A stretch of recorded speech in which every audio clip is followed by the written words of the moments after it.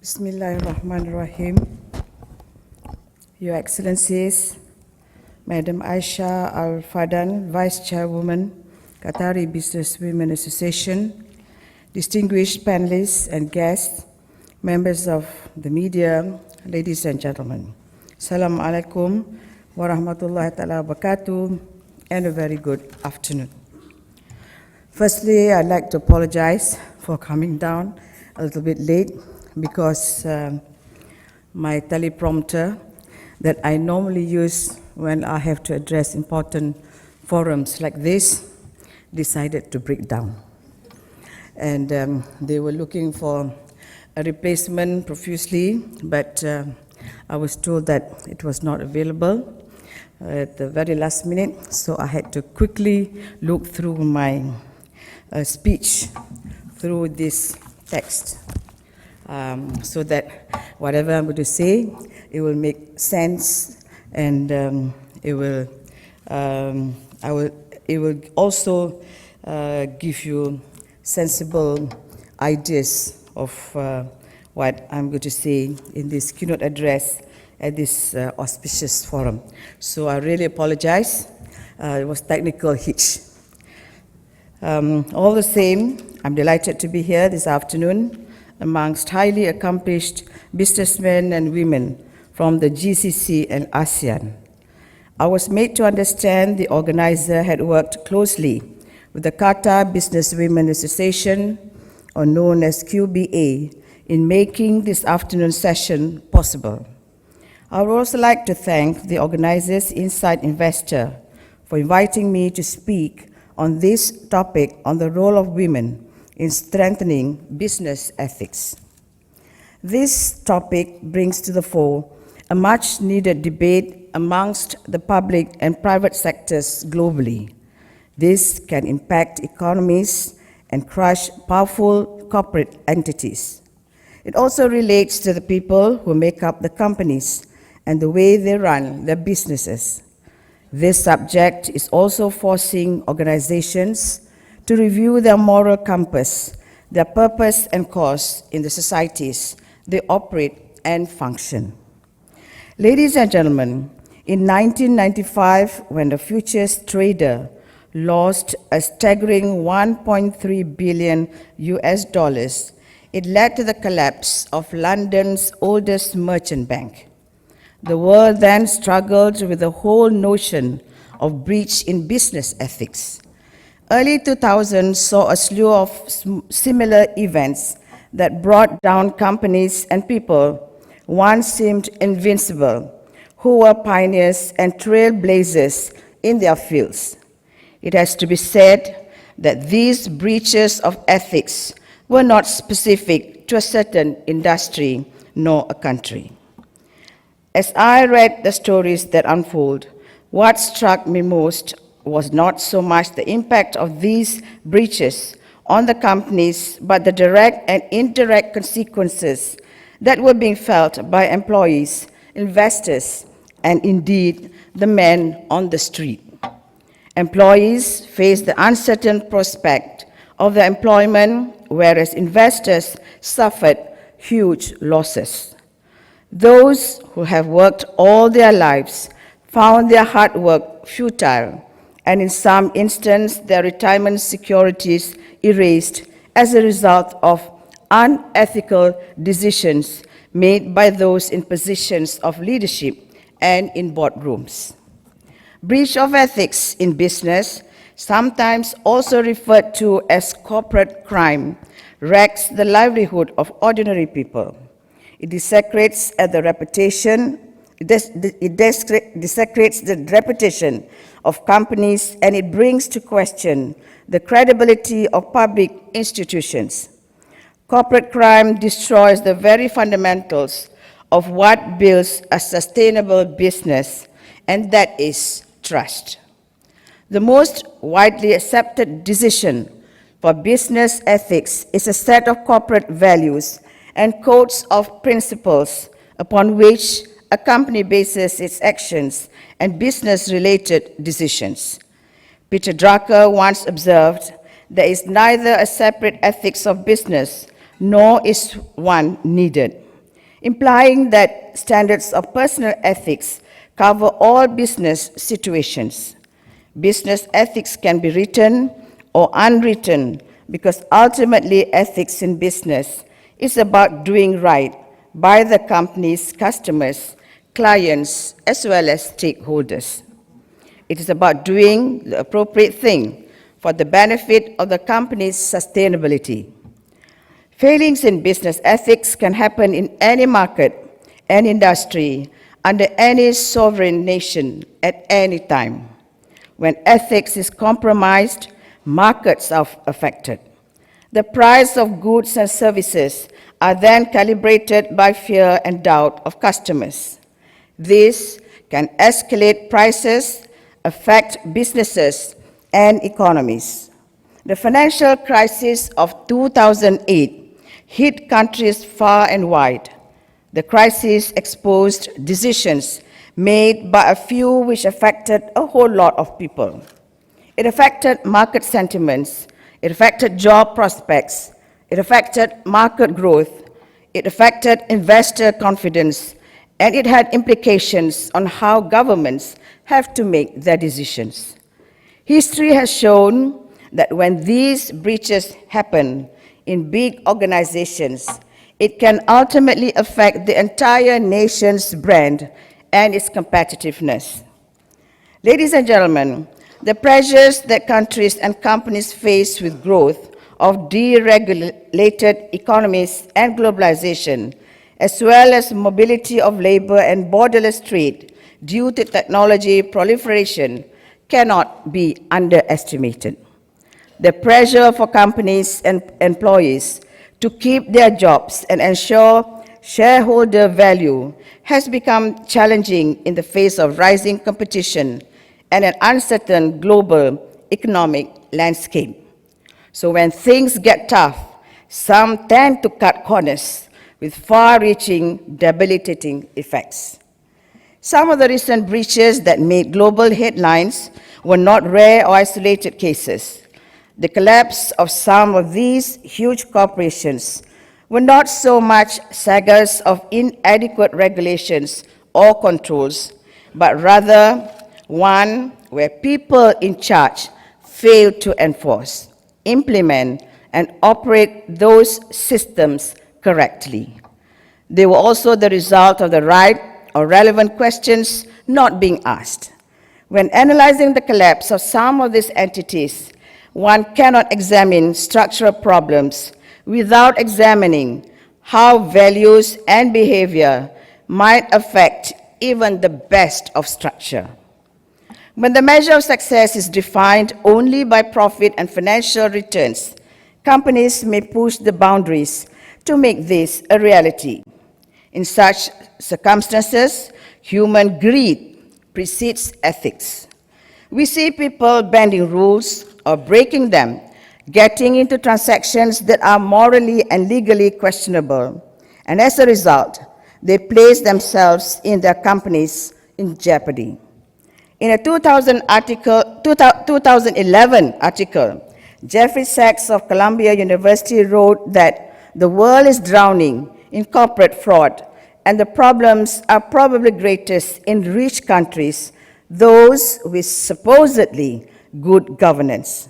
He further argued that corporate corruption is out of control because big companies are now operating across borders and are so financially powerful that sometimes some governments are hesitant to take action against them. Ladies and gentlemen, 21st century free market brings with it many opportunities as well as challenges. Proliferation of new kinds of businesses and service offerings can place strain on a company's sustainability. There's always the risk of breach of ethics when premium is placed on speed and quick gains. Therefore, businesses cannot stop asking the age-old questions like, how does this company make money? Is the strategy sustainable over the long term? Or what is the culture of the company? And how are the employees treated in this company? Business ethics is important to the company, the consumer, as well as employees, and stakeholders. In fact, it is important for the healthy growth of an economy. For the company, it means survival of business. Those who do not follow ethical rules may have short-term success and will fall in the market in the long run. For instance, if the company does not respect and protect consumers' rights to health and safety, to be informed, to choose, to be heard, to redress, etc., they lose consumers' confidence. A company can disappoint a consumer only once today. With the proliferation of social media, the market finds out about bad services and bad products very instantly. Today, the consumer is the king of the market. Businesses simply cannot survive without consumer satisfaction. Also, with today's growth in consumer movements, consumers tend to boycott companies that indulge in bad business practices. And in the long run, adhering to business ethics will stop malpractices or unfair trade practices that are harmful to consumers, such as black marketing, artificial high pricing, adulteration, cheating in weights and measures, selling of duplicate and harmful products, as well as hoarding. It has to be said that adherence and observance of business ethics bring many advantages. It attracts and retains customers to products and services, thereby boosting sales and profits for the companies. When the quality of services and products of a company is consistent and on par with expectations of customers, it imbues trust. Trust is fundamental in brand building of a company's sustainability and long-term growth. When companies create strong brands around trust, they attract quality investors and valuation of the company surges as a result. In the world of the English writer Douglas Adams, who said, "To give real service, you must add something which cannot be bought or measured with money, and that is sincerity as well as integrity." Ladies and gentlemen, regulations alone don't guarantee fraud deterrence. Some find ways to go around or even break rules. The challenge in curbing fraud is in ensuring rules are adhered to and are not abused by employees. Ideally, companies should not use the same person to open the mail, deposit checks, and manage the accounts at the same time on the same person. Organizations must not develop and enforce rules on the presumption that all employees are generally honest. In fact, it should be made very clear that those attempting to break the rules will be reprimanded or severely punished. Ultimately, ethics is about doing the right things, not taking what isn't yours, not inflating expenses that you are not entitled to, not manipulating facts and figures with intention to mislead, not compromising on quality of services and products in order to maximize profits, and not lying and misrepresenting the truth in order to look good. These are basic universal principles that cut across all faiths and creeds.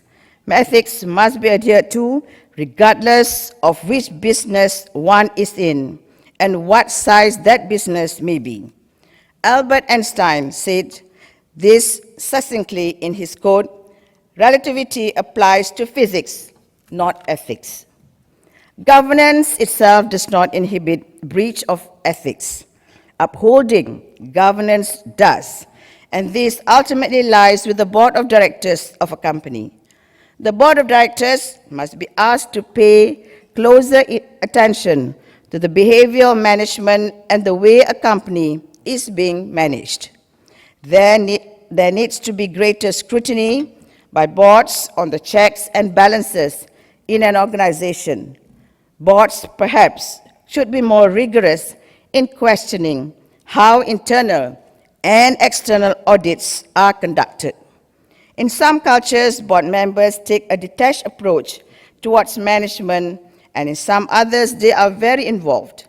It pays to have a standard universal rule to the roles of boards in governance oversights. The challenge for any organization is the balance of board oversight and management's responsibility in delivering long-term value of the shareholders' investment. The importance of creating an environment in which business ethics is an integral part of the daily activity cannot be overstated in today's challenging world. All employees, regardless of their position, need to understand that honesty is the best policy. And this culture needs to be established early and strengthened regularly with informal discussions about the need for a team approach to all the work that needs to be done. By discussing the insidious damage that everything from major theft down to time card cheating can do to business, they begin to see that such activities can be the downfall of any business, and all its employees can suffer from it. There are more and more studies that support the fact that ethical institutions are said to attract long-staying customers and have sustainable sales as well as profits. They tend to retain the best talents and have lower turnovers. Appropriate compensation and remuneration packages for employees more often than not encourage the practice of good ethics. Therefore, organizations need to look more closely at rewarding employees who conduct themselves ethically with monetary and non-monetary rewards, whilst also investing more in their selection process, performance appraisal, and talent management. Continuous learning, training, and frequent evaluation of employees on ethical business practices are very essential. They could constantly look at new methods of testing candidates on ethics before they are recruited and include ethics as a key criterion in charting the advancement in the company. Ladies and gentlemen, the rising middle class and enlightened consumers are fast-changing consumer habits in many societies. And this group of people who seek organic food and holistic lifestyles are willing to pay a premium for socially conscious goods and services. Therefore, environmental ethics is becoming an important component of businesses with the rising awareness for corporate and environmental responsibility. Increasingly, investors are looking into companies' stand on business and environmental ethics as a criterion for investing in the company. Companies that practice ethical environmental measures are said to have stronger relationship with the community and the customers. The strength of these relationships creates trust in the business, and it has direct impact in the growth of the company. There are companies today that are leading in innovations in green technology, and these companies offer transparency in the impact of its solutions. They have made efforts in reducing energy consumption, allowing many of its employees to telecommute and implementing a smart grid strategy. In fact, beverage companies are increasingly using recyclable materials for their bottles and packaging. Perhaps we need to also explore new frontiers in self-regulating businesses where they collaborate to ensure ethics is upheld. Many companies do invest in corporate social responsibility, or better known as CSR, as a means to giving back to the society. Notwithstanding this, CSR will not enhance nor imbue ethics in the company if the company does not live up to the CSR ideals. Customers may perceive those actions as being manipulative. The challenge is for businesses to create cohesive, ethical programs that meet multiple and sometimes conflicting global demands. Ladies and gentlemen, there are many reports that predict the 21st century as the century for women like us. I'm so sorry, the gentleman. This is what is said. We see rising involvement of women in boardrooms and executive positions globally. In March 2012, Business Insider revealed that women hold 21% of senior management positions globally.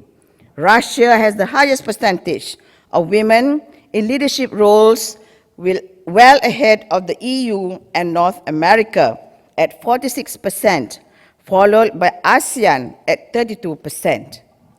The United States, the United Kingdom, and Germany are all among the bottom 10 economies when it comes to the percentage of women in senior management positions. I highlight these studies to show that women are in an advantageous position to strengthen ethics in business. Women's ability to nurture, to take initiative, and drive for results can assist in driving successful and ethically balanced organization. Cynthia Cooper, a WorldCom Vice President, and former Enron Vice President Sharon Watkins, who warned their companies of accounting irregularities, were named by Time magazine Persons of the Year in 2002. These women took great personal risks in becoming whistleblowers. Though there are no clear conclusions that women make better whistleblowers, the rising participation of women in the global workforce provides an opportunity for women to play a bigger role in strengthening business ethics. It takes immense moral strength in being the lone voice that highlights the wrong in an organization, in a society, or even a community. This said, the role of the whistleblower, however, cannot be limited to gender. Notwithstanding this, women do have qualities which naturally make them better community and organization builders. Women need to use their instinctive and cognitive skills to bring out the best in their people who work around them to foster greater ethics in their organizations. In her book, The End of Men, Hannah Rosen writes that women will do better because of adaptability. Women are like immigrants who have moved to a new country. They see a new social context, and they flexibly adapt to new circumstances. Women are adapting to today's economy more flexibly and resiliently. There's a lot of evidence to support her case. Research has also shown that women are more transformational, they care more about developing their followers, and they listen to them and stimulate them to think outside the box. They have strong ethical values and are more inspirational. The study further suggests that women possess these traits because they have to overcome obstacles to attain leadership positions. In Malaysia, the government has shown its will and seriousness in strengthening corporate governance by amending the Companies Act 1965 to underpin the 8 crucial principles, namely transparency, rule of law, participation, responsiveness, equity, efficiency and effectiveness, sustainability, and accountability. The amendments, amongst others, concentrate on duties and liabilities of a company director, the company auditor's obligation to report acts of fraud or dishonesty, and whistleblowers are protected. The government of Malaysia is also encouraging companies to increase women in board participation to at least 30% by the year 2015. Currently, on-the-job training programs are being held to prepare women for board positions. Simulated board sessions are also conducted. Much of the training is focused on strengthening ethics in business. Women have an important role to play in strengthening ethics in business. Our innate ability as mothers and nurturers require that we imbue trust in the relationships we build and develop. As mothers, we have a responsibility and opportunity to imbue the right values and inculcate morally sound behavior in our children. These are values and behaviors which will make them ethical people. Further, our multitasking roles between home and the workplace demand that we deliver on promises to the people who depend and count on us. Women should extend these qualities in ensuring the companies they work for deliver their promises and uphold governance and ethics at all levels of the organization at all times. When things do not look right, women should have the moral courage to stand up and say so to the powers that be. I know it's not easy, but you still have to do it. Ladies and gentlemen, some of the common conclusions drawn from all the recent past global scandals are that cleverness is no substitute for good corporate governance. Executives, no matter where they are in the rung of the corporate ladder, have equal responsibility to governance. Rules cannot be relaxed or ignored simply because of position and hierarchy in the organization.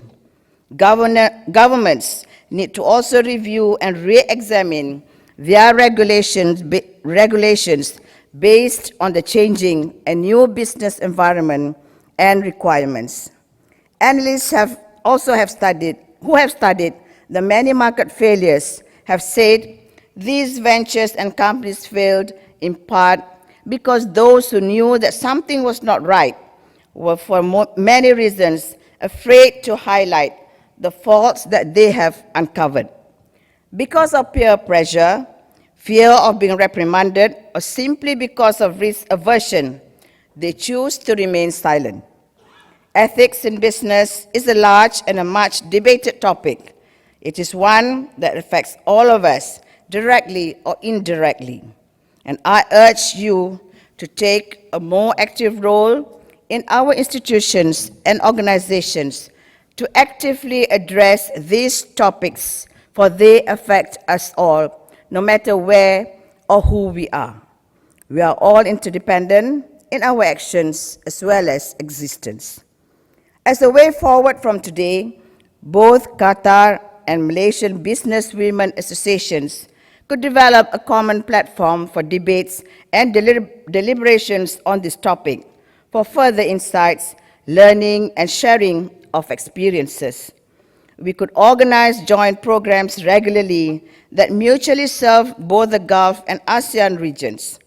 These could include educational and business programs as well as exchange of talents that will strengthen business ethics in both regions. Ladies and gentlemen, in holding this session on the role of women in strengthening business ethics, you confirm my belief that you subscribe to the principle that ethics are very crucial for the growth and sustainability of businesses. Let me reiterate that adherence and observance of business ethics create a positive cycle of customer loyalty, which not only boosts sales but also imbues trust, which is fundamental in brand building. While external regulations may help, ultimately it's about you doing the right things. As we see more women in boardrooms and executive positions globally, it gives us hope that their advantageous positions will strengthen ethics in business. Ethics, or simply mean honesty, is the building blocks upon which our whole society is based, and business is a part of our society. I hope that these thoughts that I have shared with you here today can form a basis for your discussion at this forum. I thank you. Wabillahi taufiq wal hidayah. Assalamualaikum warahmatullahi ta'ala wabarakatuh.